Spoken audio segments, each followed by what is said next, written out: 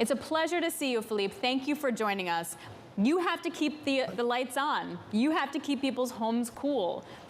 Are the right incentives in place as we make this energy transition, whether you're looking at carrots, sticks, subsidies, rules on demand? So thanks for having me. So I think we have indeed a very big problem. You are saying that actually this summer has been the hottest on record. That's true, but I'm afraid that the next summer is going to be the same. Last winter was already a lot of questions. Next winter will be questions. So on one side, the climate is giving us very clear indication that there will be more extreme weather, which are really challenging our way of, let's say, surviving or living in this planet. And it's creating a massive risk and then a massive opportunity. In front of this, there is one simple answer, which we are really advocating at Schneider Electric, which is energy efficiency.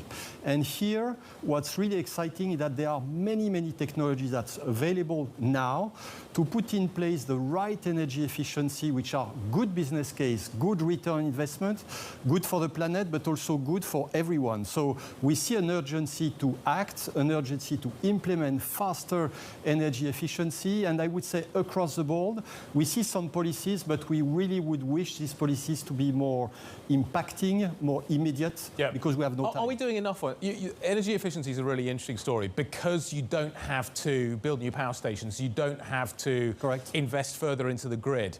You get more with what you've already got. Absolutely. Why is this not being pushed harder by European governments? Where do you think the gap lies? I think people like to invest into things they can see. So, you know, when we talk about energy, people have in mind solar panel, wind farms, which are all good, but they take time to deploy. Well, actually, energy efficiency is invisible. You don't see it. So the point is, it's hard to touch, it's hard to materialize, number one. Number two, talking about energy efficiency, many people have been talking about changing windows, changing the installation, which is not the digital part, the fast part, which really is available now. So there is a lack of awareness and then a lack of policy to push those energy metering everywhere, automation, so that this building, for instance, would go and sleep at night when it's not being used, which are lost opportunities and wastes that are invisible. This building's incredibly efficient, but we'll talk about that one. Yes, it won awards. It definitely did.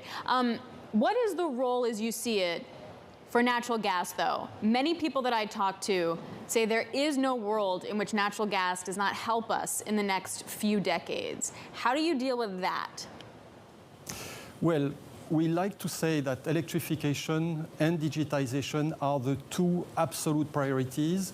Gas, in the end, there is no clean gas. I mean, gas is carbon, and when you burn gas, you bring carbon into the atmosphere. And take buildings, there are practical solutions as we speak to replace gas. Heat pump and geothermal are very efficient. They are more frugal in terms of energy. They use electricity, and that electricity can be green. So natural gas for buildings is not a good solution, period. You bring up buildings. So a lot of people don't work in offices anymore. They work from home. How does that change the way that we consume energy?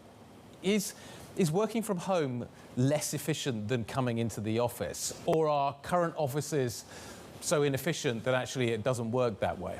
Well, I guess the bottom line is we need to make homes efficient and we need to make buildings efficient. And the good news is that in both cases, 95% of the solutions are available today.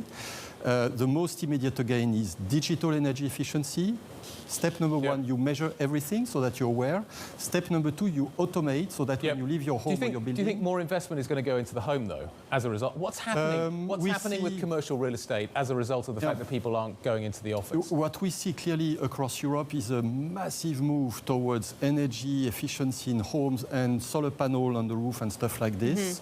And we see a shift on the market in the real estate from new build to retrofit and retrofit to net zero. And these are massive opportunities as we speak. Well, who foots that bill? Is it ultimately going to be me? Does it have to be governments? Yeah. You know, I'm fascinated with this topic. Europe has spent 800 billion euro in fuel subsidies in the past 12 months.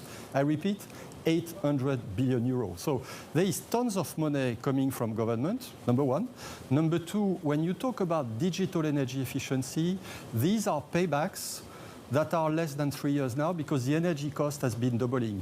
And in your home, putting in place a smart or a simply smart energy system is less than 1,000 euro for benefits that will pay back in less than 2 or 3 years. So great business case, not enough public money to support that, and very, let's say, practical solution available as we speak.